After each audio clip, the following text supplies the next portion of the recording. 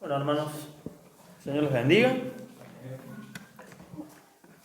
El día de hoy he traído una enseñanza que había preparado originalmente para la reunión de varones el otro día, pero como contaba el pastor recién, hubo algunos inconvenientes y al final no se pudo realizar. Pero esto la verdad que terminó resultando en algo bueno realmente, porque mientras yo preparaba el mensaje para la reunión de varones, pensaba, este mensaje me gustaría además darlo un domingo, pensaba yo. Este mensaje está como para un domingo. También yo en el momento lo preparé adaptado, obviamente, con la temática para los varones. Pero mientras lo veía decía, wow, no me acordaba esta historia, hacía mucho la había leído. Y, y bueno, por la providencia del Señor, estoy este día aquí trayendo este tema a ustedes, que coincide también con la temática que veníamos teniendo hace un tiempito, unas cuantas semanas que no me toca a mí traer la palabra del día domingo, pero recordarán la temática acerca de Dios y el hombre, ¿no? De cómo Dios trata con los distintos varones de la Biblia. Hay un pasaje que seguramente, o tristemente, muy pocos conocerán. Hay un rey que muy pocos, no me refiero a esta congregación, me refiero a la iglesia, a todo el que se dice cristiano. Es un rey que solamente aquellos que han sido asiduos a leer la palabra de Dios, sobre todo porque está en Segunda de Reyes, porque es una historia que dura 2 capítulos y porque no se vuelve a hacer mención de este rey nunca más. Y solamente aquellos que son asiduos a leer una y otra vez la palabra de Dios la habrán leído. Algo que me llama la atención es que no he encontrado prédicas, no he escuchado prédicas acerca de este rey, pero al leer la historia te das cuenta de decir, pero tendría que haber mucha más información sobre este rey, ¿no? Y lo poco que se nos brinda es, para mí, realmente maravilloso. Y este es el rey Josías. ¿Cuántos conocían al rey Josías? Levante la mano. ¿Sí? Bien. Como podemos ver, somos pocos por él. Capaz que lo hemos leído en algún momento, pero no es un rey muy habitual. Siempre se suele acudir al rey David, al rey Salomón, ¿no? Porque son los que tienen más información. Este rey está en Segunda de Reyes, y su historia dura solamente 2 capítulos, capítulo 22 y capítulo 23, ¿no? Para que podamos entender antes de leer el primer pasaje, quiero que sepan quién era o cómo llegó el rey Josías a ser rey. El rey Josías es un rey que está en una lista muy desafortunada de reyes de Israel, uno peor que el otro. ¿Sí? Sabemos que el primer rey de Israel fue Saúl, que fue un desastre, fue un rey conforme al corazón de los hombres, y luego llegó el gran rey de Israel, se le llama, que es el rey David, ese sí ya era conforme al corazón de Dios. Él se entiende como el rey más grande de Israel. Luego vino Salomón, el hijo de David, que fue el rey más majestuoso en cuanto a lo material, ¿no? Fue el que hizo el gran templo para Dios, todo recubierto de oro y con todos esos detalles impresionantes, ¿no? Que todo tiene un simbolismo hacia Cristo. Pero bueno, al ir pasando los años, Salomón se fue, ¿cómo se dice?, decayendo su espiritualidad con Dios y empezó ya a hacer cosas que no correspondían, aunque al final de su vida se arrepintió, ¿no? Pero ya había hecho un desastre terrible, había permitido que todas sus esposas, que tenía un montón, trajeran ídolos de otros lados, había hecho muchas cosas que Dios había dicho que no hagan. Y eso obviamente devino en que luego su hijo, si no me acuerdo, no mal recuerdo el nombre, era Jeroboam, fuera peor que él, y luego Roboam, y luego Manasés, y una lista larga que vamos viendo de reinados que duraban poco, no duraban a veces ni años y otros un par de meses, y uno tras otro dice, y tal rey, el rey Jeroboam, hizo lo malo ante los ojos de Jehová. Y luego dice otro, Roboam, hizo lo malo ante los ojos de Jehová. Y luego Manasés, que fue el peor de todos Manasés, hizo lo malo ante los... Y cada tanto en esa larga lista de reyes, por ahí encontrás a alguno, más o menos después de 4, 5, 6 reyes que hicieron la cosa mal, por ahí sale uno que dice, hizo lo bueno ante los ojos de Jehová, pero Exactamente. Me ganó la hermana. ¿Verdad? Pero permitió tal cosa, permitió la idolatría de tal cosa. Y otro, después de otros reyes malos, hizo lo bueno ante los ojos de Jehová, pero no derribó los lugares altos, que era donde se hacía culto a otros dioses. Y así todos, bueno, los pocos buenos que había, no se comprometían al 100%. Pero el rey Josías es algo que está en otro mundo directamente. Quiero que vamos al final de la historia de Josías, Segunda de Reyes capítulo 23. Segunda de Reyes capítulo 23.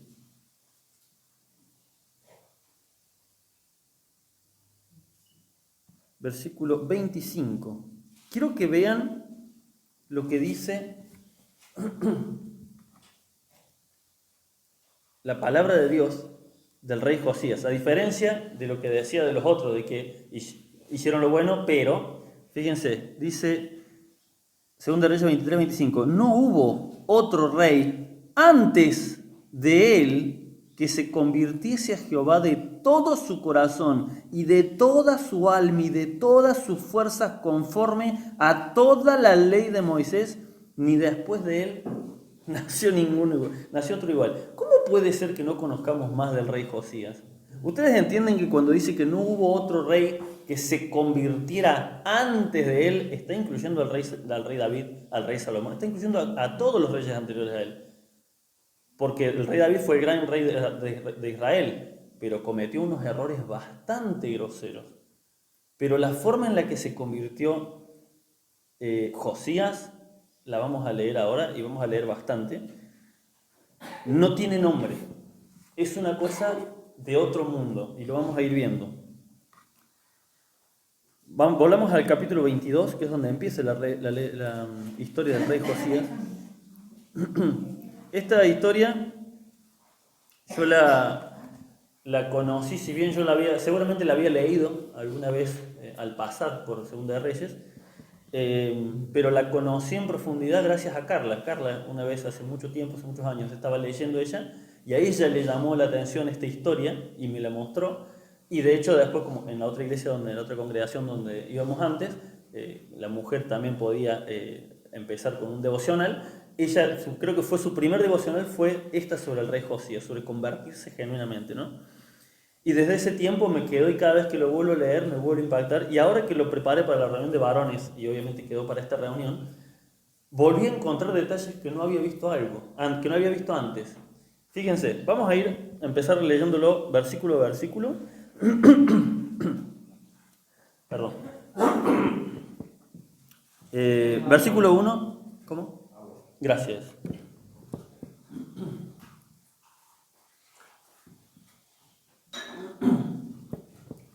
Versículo 1 al 2. Dice: Cuando Josías comenzó a reinar, era de 8 años. Para que se den una idea, 8 años tiene mi hija Elena.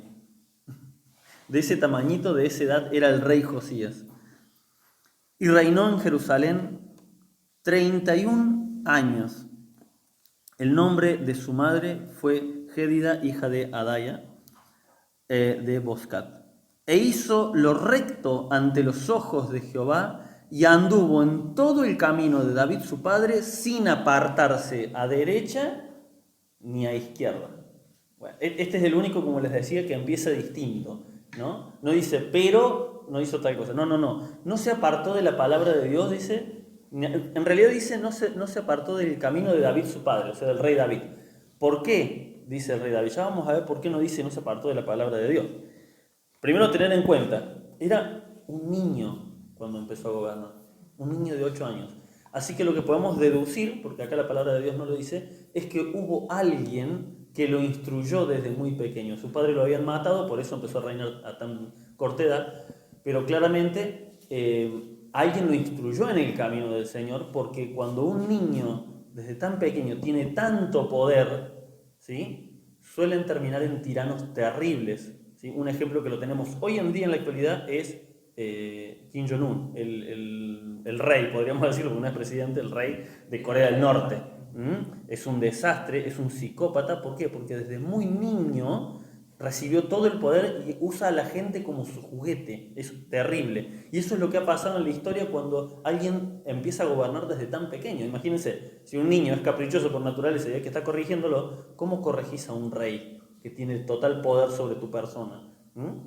Pero sin embargo podemos ver que este niño, dice, no se apartó ni a la derecha ni a la izquierda. O sea, apenas veía que su rumbo se descarriaba, se volvía a encaminar en el camino, en las obras que había hecho David, que era el gran rey de Israel. Versículo 3, fíjense, dice: a los 18 años, ya acá había crecido, del rey Josías, envió el rey a Safán, hijo de Azalía, hijo de Mesulán, escriba a la casa de Jehová diciendo: ve al sumo sacerdote Hilcías. Quiero que se queden con la frase sumo sacerdote Hilcías, y dile que recoge el dinero que han traído a la casa de Jehová, que han recogido del pueblo los guardianes de la puerta, y que lo pongan en manos de los que hacen la obra, que tienen a su cargo el arreglo de la casa de Jehová, y que lo entreguen a los que hacen la obra de la casa de Jehová para reparar las grietas de la casa, a los carpinteros, maestros, albañiles, para comprar madera y piedra de cantería para reparar la casa, y que no se les tome cuenta del dinero cuyo manejo se les confiare, porque ellos proceden con honradez. Varios detalles para ver, para ir armando la historia, ¿no? Primero que nada, después de tantos reyes desastrosos, la casa de Dios estaba destruida y abandonada. Si quieren saber a qué punto estaba destruida, pueden en sus casas obviamente leer lo que fue después de Salomón, esos capítulos hasta llegar acá. El rey Salomón dejó un templo totalmente cubierto de oro, lleno de las vasijas y los utensilios más finos que podía haber, y a partir de su hijo empezaron a sacar para esto, sacar para el otro, a venderlo por acá, a robarlo, luego invadían y se llevaban tales cosas. La casa que había dejado Salomón no existía más, ¿sí? Había sido totalmente ultrajada la casa de Dios. Ya no existían las láminas de oro cubriendo las paredes, nada de eso. Fíjense que se veían las paredes que se estaban agrietando. Así que primer dato a tener en cuenta, la casa de Dios estaba abandonada y descuidada. Segundo detalle a tener en cuenta, que nos muestra cómo era el rey Josías. ¿Qué estaba buscando hacer él? Poner en orden la casa de Dios. ¿Saben qué es eso? Es un indicio de un genuino arrepentimiento. Cuando una persona verdaderamente creyó en Dios y el Espíritu Santo vino a su vida, ¿saben qué es lo primero que hace el Espíritu Santo dentro nuestro? Empieza a poner orden, ¿sí? Empezamos a ver el desorden en nuestras vidas. Y esto muestra que Josías verdaderamente estaba convertido a Dios. Porque todavía, vamos a ver más adelante, todavía no conocía muchas cosas, pero su primer sentimiento a los 18 años, cuando ya tenía la adultez, podríamos decir, o el razonamiento lógico, ¿no?, delante de Dios, dijo: la casa de Dios está arruinada. Quiso poner en orden la casa de Dios. Y tercer detalle que nos muestra esta historia: todavía, a pesar del desastre que era Israel y Jerusalén y todo, todavía quedaban fieles a Dios. Porque fíjense que, primero, había ofrenda y diezmos. O sea, durante todos estos años se robaron todo de la casa de Dios. Así que si había todavía algo, significa que hacía poco todavía había fieles todavía contribuyendo con la casa de Dios. Primero que nada, había fieles que todavía ofrendaban y había fieles para poder hacer la obra, porque fíjense que les dice: denle la plata a estos hombres que hacen la obra y no les pidan cuenta, porque yo sé que son hombres íntegros, que no se van a robar ni un centavo. Así que empieza bien la historia. Ahora, a partir del versículo 8, ¿vieron las montañas rusas? Que les ponen esa cosa que se les traba el pecho para que no salgan despedidos. Bueno, agárrense de la butaca, porque a partir de ahora empieza una montaña rusa de eventos que es una locura. Fíjense esto. Entonces dijo el sumo sacerdote Hilcías al escriba Safán: he hallado el libro de la ley en la casa de Jehová. ¿Ustedes entienden lo que está diciendo? El sumo sacerdote no conocía la Biblia. Imagínense que el pastor se pone a limpiar y dice, mira, encontré un libro, ¿qué es? Una Biblia, a ver qué dice Dios. Pero ¿cómo era pastor entonces, decís vos, no? Y así tristemente hay muchos. El sumo sacerdote, claro, como empezaron a arreglar las grietas, a limpiar, el sumo sacerdote encontró ahí, en algún rincón, la ley de Jehová. ¿Qué es la ley de Dios? El libro de la ley. Cuando en el Antiguo Testamento vemos que habla de la ley de Dios, se está refiriendo al Pentateuco, o sea, los primeros 5 libros. Ellos no tomaban como la ley de Dios todo el Antiguo Testamento. Cuando en el Antiguo Testamento se dice la ley de Dios, la ley termina en Deuteronomio, ¿sí? El capítulo, si no me equivoco, 34, que es ahí donde da Dios los últimos mandamientos, y después a partir de Josué es simplemente las historias de cómo el pueblo cumplía, o más bien no cumplía, la ley de Dios. Pero la ley era Génesis, Éxodo, Levítico, Número y Deuteronomio. Ese es el libro que encontró el sumo sacerdote Hilcías. Dice, e Hilcías le dio el libro a Safán y lo leyó. Versículo 9. Viniendo luego el escriba Safán al rey, dio cuenta al rey y dijo, tus siervos han recogido el dinero que se halló en el templo y lo han entregado en poder de los que hacen la obra, que tienen a su cargo el arreglo de la casa de Jehová. Asimismo, el escriba Safán declaró al rey, diciendo, el sacerdote Hilcías, y yo por qué les dije que recuerden la palabra sumo sacerdote, porque a partir de acá muchas veces se dice el sacerdote, pero quiero que recordemos que era el sumo sacerdote, no era un sacerdote más, era el principal. Y luego el rey... ¿Dónde me quedé? Perdón. Versículo 10. Asimismo, el escriba Safán declaró al rey diciendo, el sacerdote Hilcías me ha dado un libro, y lo leyó Safán delante del rey. Y cuando el rey hubo oído las palabras del libro de la ley, rasgó sus vestidos. Obviamente, si el sumo sacerdote no conocía la palabra de Dios, obviamente el rey menos que menos conocía la palabra de Dios. Luego el rey dio orden al sacerdote Hilcías, a Ahicam, hijo de Safán, a Acbor, hijo de Micaías, al escriba Safán y a Asaías, siervo del rey, diciendo, id y preguntad a Jehová por mí y por el pueblo y por todo Judá acerca de la palabra de este libro que se ha hallado, porque grande es la ira de Jehová que se ha encendido contra nosotros, por cuanto nuestros padres no escucharon las palabras de este libro para hacer conforme a todo lo que nos fue escrito. Dice Proverbios capítulo 1, versículo 7, el principio de la sabiduría es el temor de Jehová. Y yo lo he dicho muchas veces, el temor de Jehová en la palabra de Dios es temor, no es un respeto reverente. Esto que tuvo el rey Josías es temor y temblor y terror al darse cuenta de que él creía que estaba haciendo lo bueno ante los ojos de Dios, pero no era así. Esto es el verdadero arrepentimiento. Esto es el verdadero temor de Dios. ¿Qué es temor? No es vivir con miedo, pero es oír la palabra de Dios y darte cuenta del error y querer correr a los brazos de Dios por misericordia. ¿Sí? Esto lo estaba haciendo el rey Josías. Dice, por favor vayan y pregunten a Jehová por nosotros, porque creíamos que estábamos haciendo las cosas bien y ni siquiera conocíamos lo que decía. ¿Y saben qué nos dice acá la Biblia? Pero yo estoy seguro de qué es lo que a Josías, qué pasaje a Josías lo aterró de esta manera. Deuteronomio capítulo 28. En sus casas lean Deuteronomio capítulo 28. Bendiciones de hacer el bien y maldiciones por desobedecer a la palabra de Dios. Claro, Deuteronomio 28 está al final del libro de la ley, así que me imagino lo aterrado que estaba Josías cuando se le estaba terminando de leer este libro, ¿no? Versículo 14. Como les decía, esto es una montaña rusa. Tranquilos, agárrense que todavía falta lo peor. Viene otra lomada más.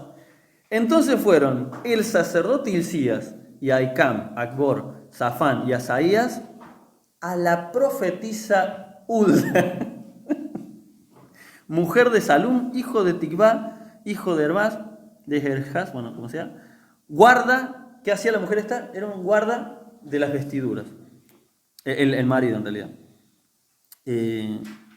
Guarda de las vestiduras, la cual moraba en Jerusalén, en la segunda parte de la ciudad, y hablaron con ella. El sumo sacerdote de la casa de Dios y los sacerdotes de la casa de Dios tuvieron que ir a consultar a una profetisa que ni siquiera estaba cerca de la casa de Dios. ¿Por qué? Porque probablemente era la única que más o menos conocía la palabra de Dios. ¿Entienden la magnitud de lo que se está diciendo acá? Uno cuando lo leía al pasar, como que pasa de largo. Bueno, fueron a la...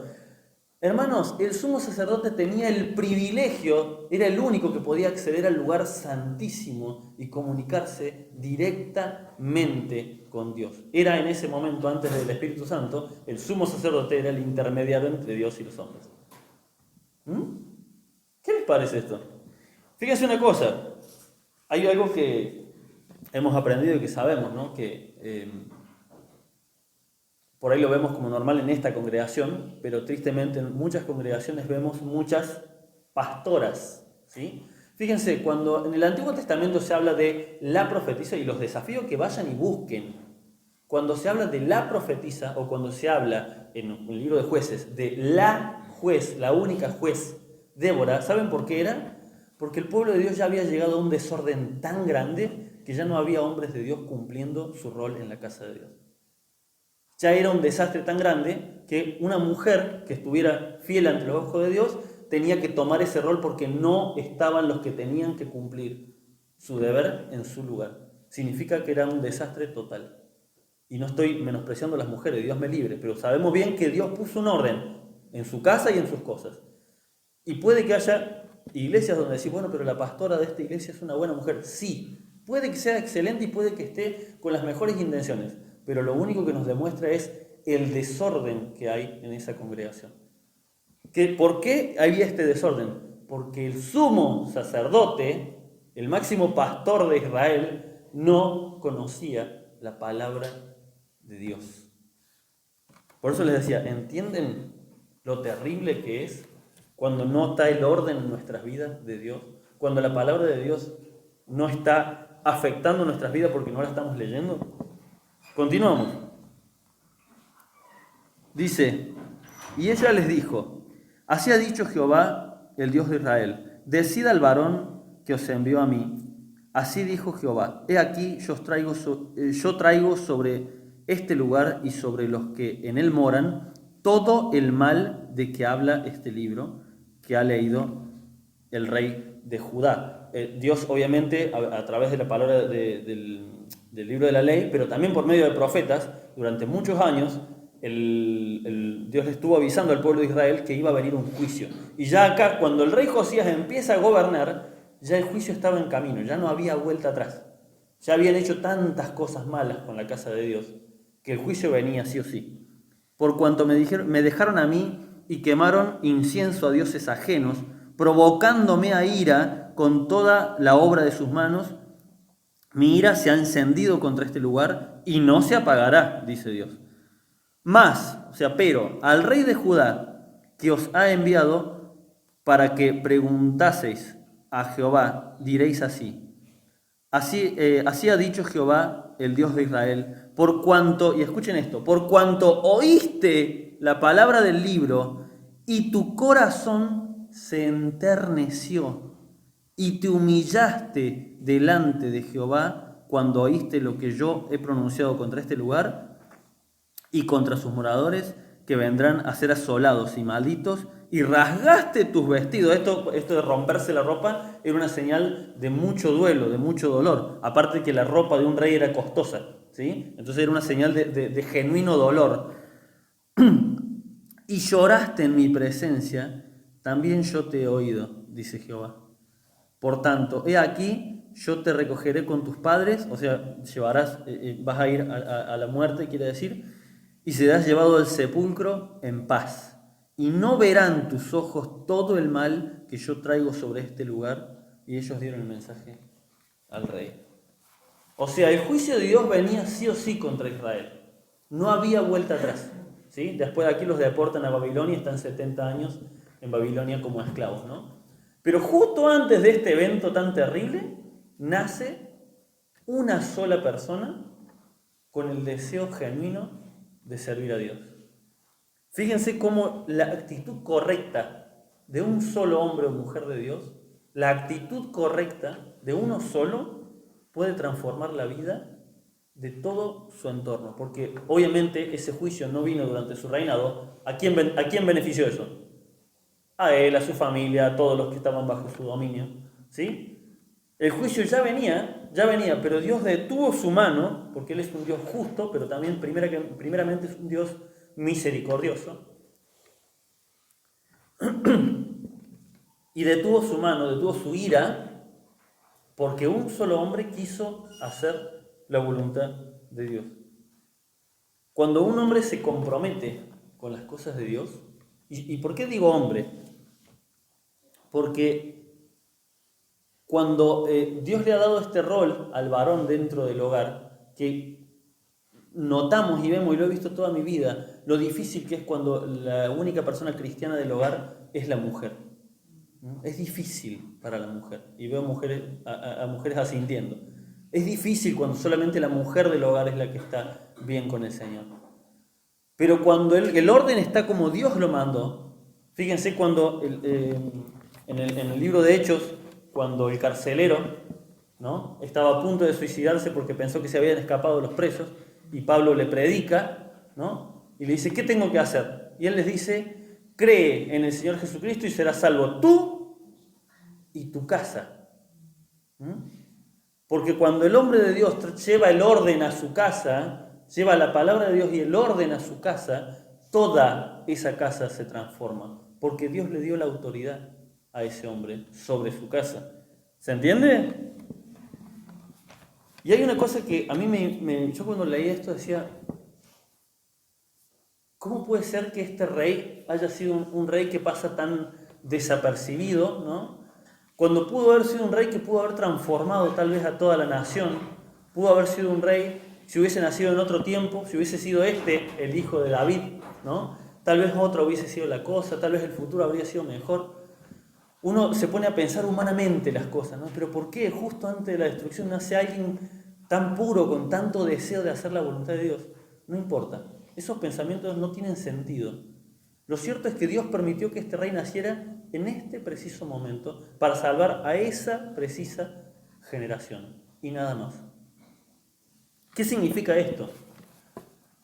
Hoy en día hay algo muy, muy de moda, ¿no?, que antes en la historia de la humanidad no se veía, y nació de las mejores intenciones, pero con las mejores intenciones han salido las peores cosas realmente en este mundo, que es la idea de salvar al mundo, ¿sí? Y no me refiero a salvarlos para Cristo, me refiero al deseo humano de salvar el planeta Tierra, ¿no? Y todo es buenas intenciones, pero nadie empieza por donde tiene que empezar, por sus propias acciones, por su propio hogar. ¿Saben qué mundo mandó nuestro Dios a cada uno de nosotros? Y en esto vemos que la salvación de Dios es personal. Entendemos que es personal. ¿Sabe quién es la primera persona a la que tenemos que llevar a Cristo? A nosotros mismos. ¿Saben quién es la segunda persona a la que tenemos que llevar a Cristo? A nuestra familia nuclear. ¿Y saben quién es el tercer grupo de personas más importante después de nuestra familia nuclear? Esta iglesia, la congregación donde nos congregamos. Muchas veces estamos esperando que el Señor nos mande a predicar a tal lado, que queremos hacer distintas obras para Dios, queremos, como el mundo, salvar al mundo. Hay tanta gente que quiere ir a África a predicar. Perdón, ¿y nuestra familia cómo está? ¿Ya llevamos el orden y la palabra de Dios a nuestra familia nuclear? Me refiero a mi esposa, a mis hijos, no mis parientes, mis primos, porque cada uno tiene, ya es distinto. Mi familia es mi esposa y mis hijos. Mi familia nuclear. ¿Ya le llevé el orden y la palabra de Dios a mi familia? ¿Ya puse orden en mi casa? Segundo, ¿ya puse orden en la casa de Dios? Hay algo muy, muy loco, ¿no? Cuando yo veo que cristianos dan... A ver, y ojo, lo que voy a decir puede ser malinterpretado. Quiero ser cuidadoso. Pero hay muchos muy bien intencionados, con el deseo de ayudar a hermanos que están en las misiones. Ok, pero ¿cómo está la congregación donde nos congregamos? ¿Cómo están los hermanos? Yo quiero ayudar, no, porque hay unos hermanos en necesidad que están allá en la provincia de tal. Esto puede sonar antipático, pero ¿cómo está nuestra congregación? Nuestra congregación está tan bien que podemos dar el lujo de estar ayudando a los hermanos que están en otra provincia, que no está mal. Pero digo, si el Señor nos dio una congregación, que tenemos un montón de miembros, que todos estamos abundantemente bien económicamente, entonces podemos decir, y sí, ya que el Señor nos dio tanto, empecemos a ayudar a otros hermanos que estén en otras ciudades, porque acá ya sobreabunda. Pero si en la congregación donde estamos nosotros no están las cosas bien, tanto estéticamente el lugar, como tal vez monetariamente algún hermano, espiritualmente otros hermanos, ¿a dónde es nuestro deber? ¿A dónde es nuestro deber traer el orden y la palabra de Dios? Porque con las mejores intenciones podemos estar desviándonos de enfocarnos en el lugar donde Dios nos puso. Fíjense que el rey Josías no pudo llevar esta obra que hizo, no la pudo llevar a todo Israel. El único lugar donde el rey, porque no era el rey de Israel, era el rey de Judá, solamente esa ciudad podía gobernar, no podía gobernar todo Israel. Cuando después de Salomón se divide el reino entre el reino de Israel, que era la mayor parte, y Judá, que si no me equivoco era Judá y Benjamín, si no me equivoco. Bien, pero quedan ahí, en Judá, y ellos tenían a Jerusalén. Su reino era básicamente la ciudad de Jerusalén y pocos de los alrededores. El rey Josías no pudo llevar más allá la palabra de Dios. No transformó a Israel completo. Por eso les decía, ¿por qué no fue él el hijo de David, no? Para que siga todo Israel unificado. No, Dios lo puso en ese lugar, en ese momento, para que esa gente de esa generación conociera la palabra de Dios. ¿Por qué? Porque solamente uno tuvo ganas de hacer las cosas como Dios manda. Porque solamente uno se humilló. Fíjense, me encanta cuando dice ahí el Señor, porque oíste mis palabras, dice, y te enterneció, ¿no? ¡Wow! Nos enternece la palabra de Dios, nos transforma de esta forma.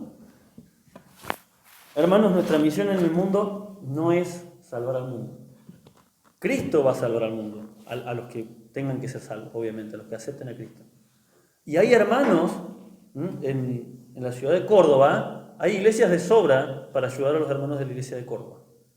Por eso les digo, puede sonar antipático, pero hay que tener un orden.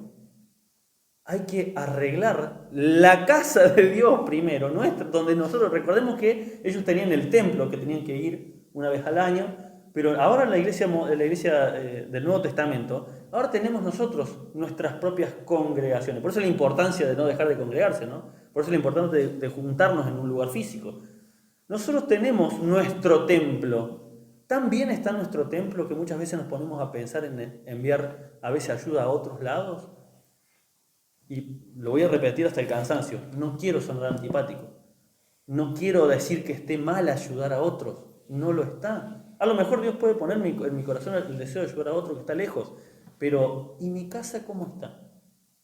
Primero que nada, mi casa familiar. Segundo, ¿y mi casa congregacional en qué situación está? Vamos a ir un poquito más adelante para leer, para que no se termine haciendo tan largo, pero me pareció importante leer las reformas que hizo el rey Josías en Judá y en la casa de Dios, porque hay algo que es muy interesante sobre el rey Josías, es que desde el principio se nos dice que él hizo lo bueno ante los ojos de Dios, que no se apartó ni a diestra, ni a derecha, ni a izquierda, pero todavía ni siquiera conocía la palabra de Dios. Ahora el rey Josías que vamos a leer ahora es otro rey Josías. Es uno que aparte de querer hacer la voluntad de Dios, la hace, porque ahora la conoce a la voluntad de Dios. ¿Qué tan mal puede estar nuestra casa? Y no lo sabemos. Porque el rey Josías creía que estaba haciendo las cosas bien. ¿Qué tanto desorden puede haber en nuestra casa, tanto familiar como congregacional? Y que tal vez no lo sabemos. Fíjense las reformas del rey Josías en 2 de Reyes, capítulo 23, versículo 4. Lo voy a leer, es bastante, pero voy a tratar de leerlo rápido. dice así: entonces mandó el rey al sumo sacerdote Hilcías, a los sacerdotes de segundo orden y a los guardias de la puerta, que sacasen del templo de Jehová todos los utensilios que habían sido hechos para Baal. ¿Estaban a dónde? Adentro de la casa de Dios. Para Acera y para todo el ejército de los cielos. Y los que, esto quiere decir a los astros, ¿no? Porque adoraban a los astros, a la luna, al sol, todo. Y para todo el ejército de los cielos. Y los quemó fuera de Jerusalén en el campo de Cedrón, e hizo llevar las cenizas de ellos a Betel. Y quitó a los sacerdotes idólatras que habían puesto los reyes de Judá para que quemasen incienso en los lugares altos en las ciudades de Judá. Esto es las cosas que otros reyes permitían y él los sacó. Y en los alrededores de Jerusalén. Y asimismo a los que quemaban incienso a Baal, al sol, a la luna y a los signos del zodíaco y a todo el ejército del cielo. He visto cristianos que todavía andan leyendo el horóscopo. Acá está clarito, más clarito imposible, que los signos del zodíaco son cosas del diablo, no son cosas de Dios. Versículo 6. Hizo también sacar la imagen de Acera fuera de la casa de Jehová, fuera de Jerusalén, al valle de Cedrón, y la quemó en el valle de Cedrón, y la convirtió en polvo, y echó el polvo sobre los sepulcros de los hijos del pueblo. Además derribó los lugares de prostitución idolátrica que estaban en la casa de Jehová. Hermanos, había prostitución idolátrica dentro del templo de Dios. Y este hombre, queriendo hacer la voluntad de Dios, no sabía que eso estaba mal. En los cuales tejían las mujeres tiendas para Acera. E hizo venir todos los sacerdotes de las ciudades de Judá y profanó los lugares altos donde los sacerdotes quemaban incienso, desde Geba hasta Beerseba, y derribó los altares en las puertas que estaban a la entrada de la puerta de Josué, el gobernador de la ciudad, que estaban a la mano izquierda a la puerta de la ciudad. Pero los sacerdotes de los lugares altos no subían al altar de Jehová en Jerusalén, sino que comían panes sin levaduras entre sus hermanos. Claro, ya habían ensuciado tanto. Esto pasa muchas veces cuando un sacerdote, un predicador, un pastor comete un pecado ya demasiado grave, ya en realidad no puede volver a servir como pastor, entonces tiene que estar con el resto del pueblo, tiene que ser levantado un nuevo sacerdote. Quitó también los caballos de los reyes de Judá, que los reyes de Judá habían dedicado al sol y a la entrada del templo de Jehová, junto a la cámara de Natán Melec, eunuco, el cual tenía a su cargo los ejidos y quemó al fuego los carros del sol. Derribó además el rey los altares que estaban sobre la azotea de la sala de Acaz, que los reyes de Judá habían hecho, y los altares que había hecho Manasés. Manasés fue el peor rey de Israel, en los dos atrios de la casa de Jehová, y de allí corrió y arrojó el polvo al arroyo. Fíjense que todo lo convirtió en ¿qué? En polvo lo convirtió todo. Asimismo profanó el rey los lugares altos que estaban delante de Jerusalén, a la mano derecha del monte de la destrucción, los cuales Salomón, rey de Israel, había edificado a Astoret, ídolo abominable de los sidonios, a Quemos, ídolo abominable de Moab, y a Milcom, ídolo abominable de los hijos de Amón. Y quebró las estatuas y derribó las imágenes de Acera y llenó el lugar de ellos de huesos de muertos. Esto era una ofensa, una afrenta para que se vea que no eran ídolos, que no eran dioses reales. Igualmente el altar que estaba en Betel, Betel significa casa de Dios, había altares a otros dioses, y el lugar alto que había hecho Jeroboam, hijo de Nabat, el que hizo pecar a Israel, aquel altar, y el lugar alto destruyó y quemó, y lo hizo polvo, y puso fuego a la imagen de Acera. Y se volvió Josías, bien, quería saltar.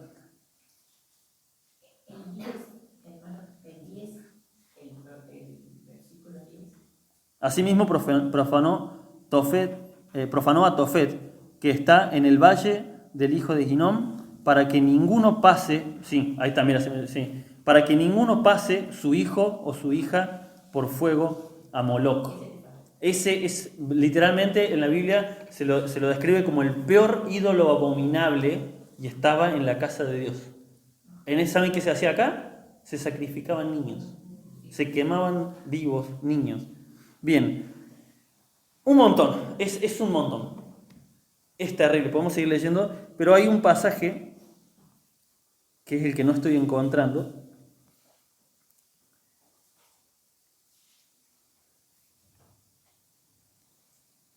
Denme un segundo.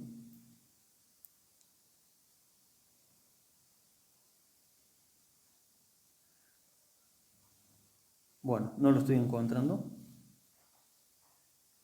Creo que es acá. Versículo 24.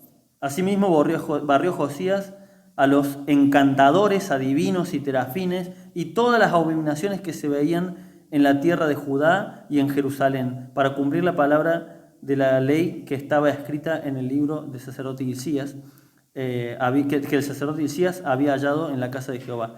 No hubo otro rey antes de él, que se convirtiese a Jehová de todo su corazón, de toda su alma y de todas sus fuerzas, conforme a toda la ley de Moisés, ni después de él nació otro igual. Con todo eso, Jehová no desistió del ardor con que su ira se había encendido contra Judá por todas las provocaciones que Manasés le había irritado.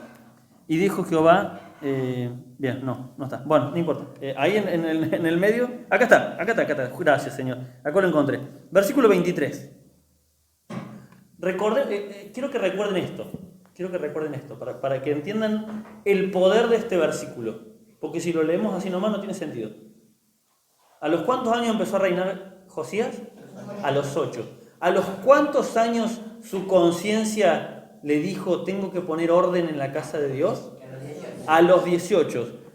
¿Qué hizo? Todas las reformas que vimos, arrancó todo, no le importó nada, todas las estatuas, todo lo quemó, lo destruyó todo lo que no adoraba a Dios en toda la provincia de Judá y sobre todo en la ciudad de Jerusalén. Ahora quiero que lean la transformación tan terrible que fue, ¿no? Ahora lean el versículo 23, que es el final de todo ese relato. Dice, a los 18 años del rey Josías fue hecha aquella Pascua, porque ahí dice que después de todo eso se hizo la Pascua que nunca...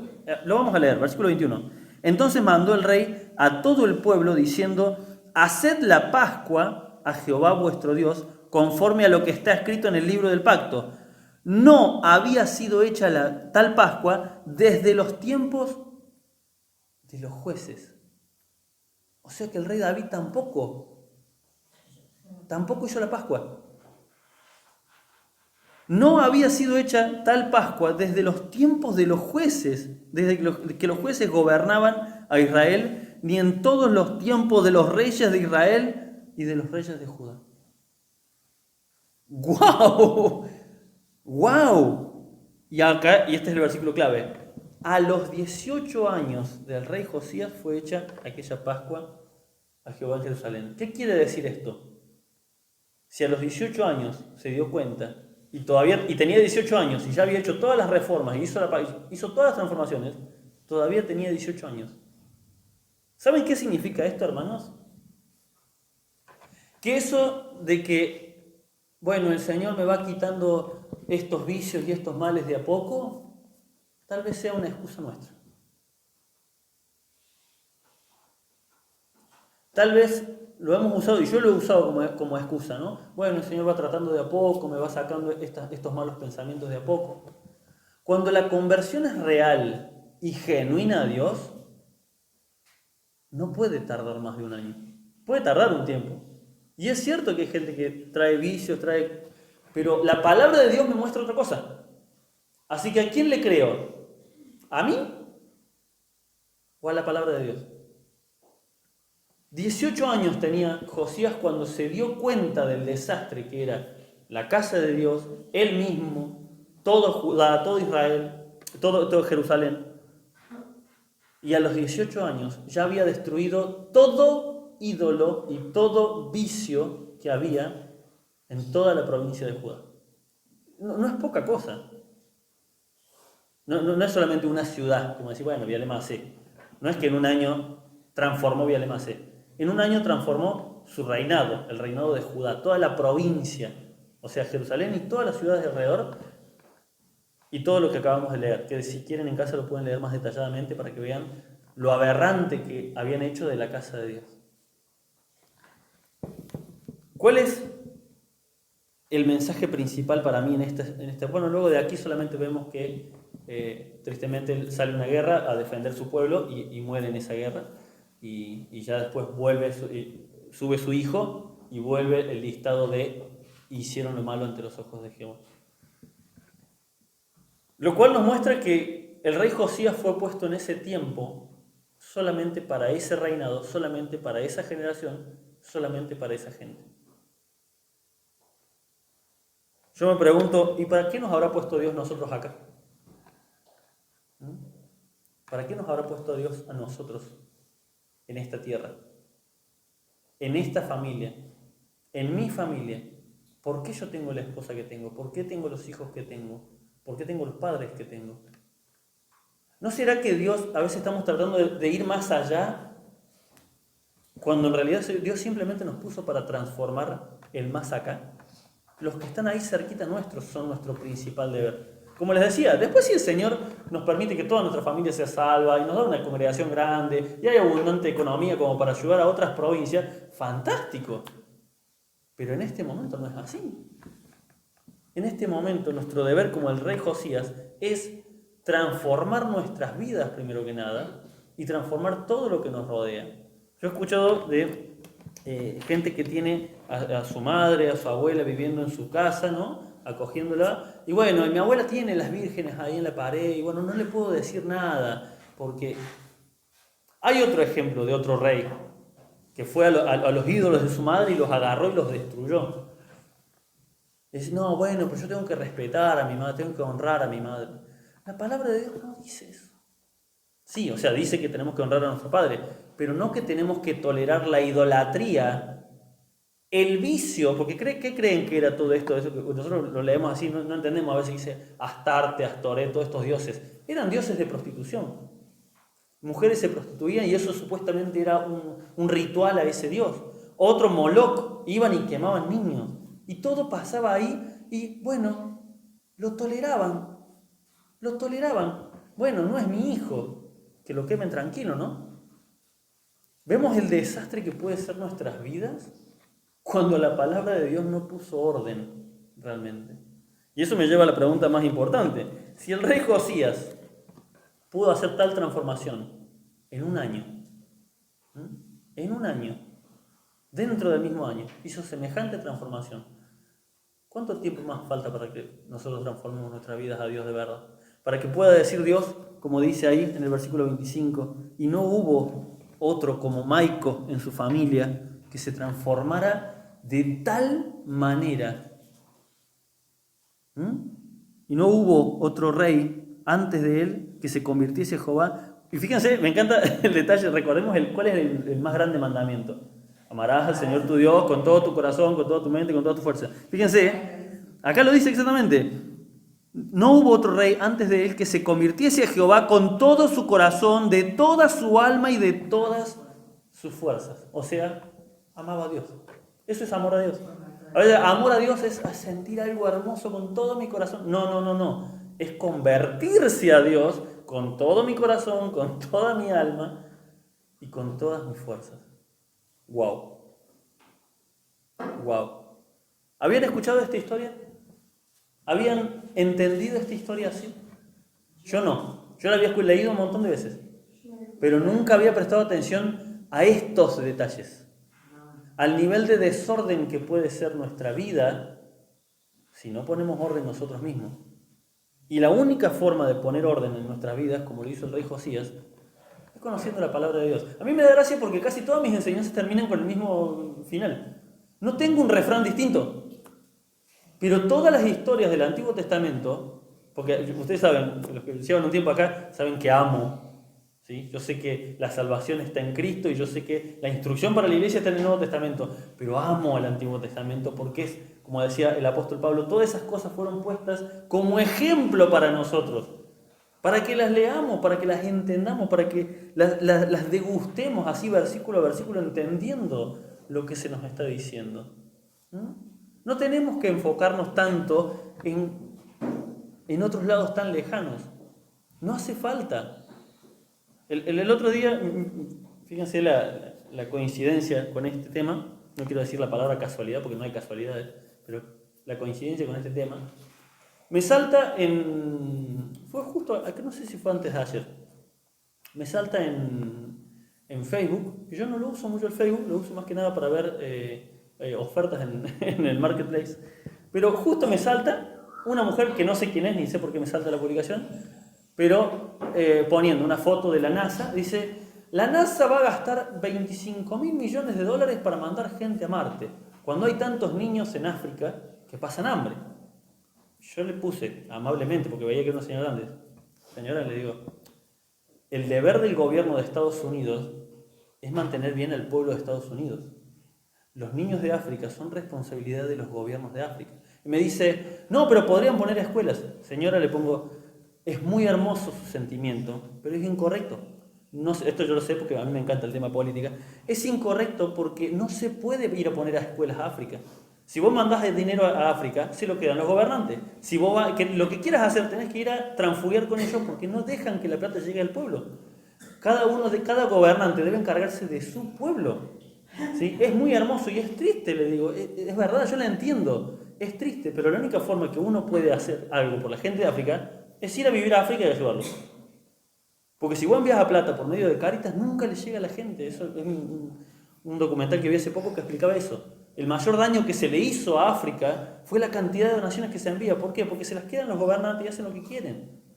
Y no dejan que el pueblo salga adelante. ¿Ven cómo nuestra perspectiva siempre es muy bonita? Es muy, ¿cómo se dice? Es muy utópica. Ay, queremos ayudar al mundo. ¿Y nuestra casa cómo está? ¿Por qué este gobierno tiene que mandarle plata a un gobierno que están en la otra parte del mundo y acá en mi casa? ¿Hay hambre todavía? Me refiero a nuestro caso al hambre espiritual, ¿no? ¿Cómo está mi familia? ¿Mis hijos ya están instruidos en la palabra de Dios? ¿Ya saben lo que está bien y lo que está mal? En mi congregación, ¿está el orden ya dado? Las grietas de la casa del Señor, como veía, me llamó la atención este detalle, ¿no? Había grietas, significa que el abandono de la casa, del templo de Dios era total. Hermanos, enfoquémonos en lo que Dios nos mandó enfocar. Dejemos nuestro pensamiento ilusorio y utópico para el mundo, que vamos a cambiar el mundo. No, debemos cambiar. Dios nos envió a cambiar nuestro mundo, nuestro entorno. Primero que nada, nuestra conversión personal, que sea como la de Josías. Y segundo, nuestro reino. Nosotros no tenemos un reinado de una ciudad. ¿Cuál es mi reino? Mi casa. Mi casa es mi reino. Y tengo que transformar mi reino, mi casa, mi hogar, y tengo que derribar hasta el último ídolo, y tengo que eliminar hasta el último vicio que haya en mi casa. Y especialmente, nos lo digo a los varones del hogar. Especialmente. Porque cuando el hombre del hogar pone el orden en la casa de Dios, como lo hizo Josías, ese hogar va a ser transformado para siempre. ¿Amén? Amén. Espero que haya sido de bendición. El Señor les bendiga.